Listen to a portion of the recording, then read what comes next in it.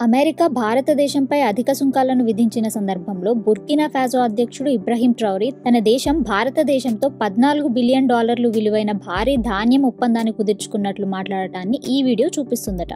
కానీ ఇది ఒక డీప్ ఫేక్ వీడియో. పైగా భారతదేశం మరియు బుర్కినా ఫాసో మధ్య అలాంటి ఒప్పందాన్ని గురించి ఎటువంటి వార్తలు లేనందున ఈ పోస్ట్ ఫేక్.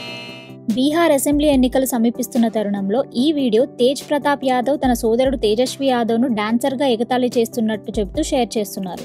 కానీ భోజ్పురి స్టార్ పవన్ సింగ్ గురించి తేజ్ ప్రతాప్ యాదవ్ మాట్లాడుతున్న క్లిప్ను ఆయన తన సోదరుని ఎగతాళి చేస్తున్నారనే తప్పుడు వాదనతో షేర్ చేస్తున్నారు కాబట్టి ఈ పోస్ట్ ఫేక్.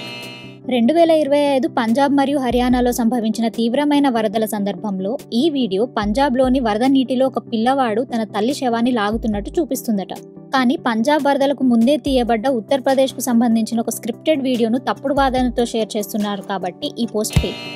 ఈ వీడియో ఇటీవల పంజాబ్ వరదల వల్ల ప్రభావితమైన ఒక ఇంట్లో నుంచి అమెరికన్ డాలర్లను బయటకు తీయడాన్ని చూపిస్తుందట.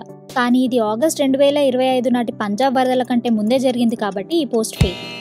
ఈ చిత్రం కెనడా మరియు USA మధ్య వంతెనను చూపిస్తుందట. ఈ వంతెనకు కుడివైపున కెనడా మరియు ఎడమ వైపున అమెరికా ఉన్నాయట. కానీ ఈ వంతెన పూర్తిగా కెనడాలో ఉన్నందున ఈ పోస్ట్ కూడా ఫేక్. ఈ వీడియో కనుక మీకు నచ్చినట్టయితే దీన్ని లైక్ చేసి షేర్ చేయండి. ఇలాంటి మరిన్ని వీడియోస్ కోసం ఫ్యాక్ట్లీ తెలుగును ఫాలో అవ్వండి.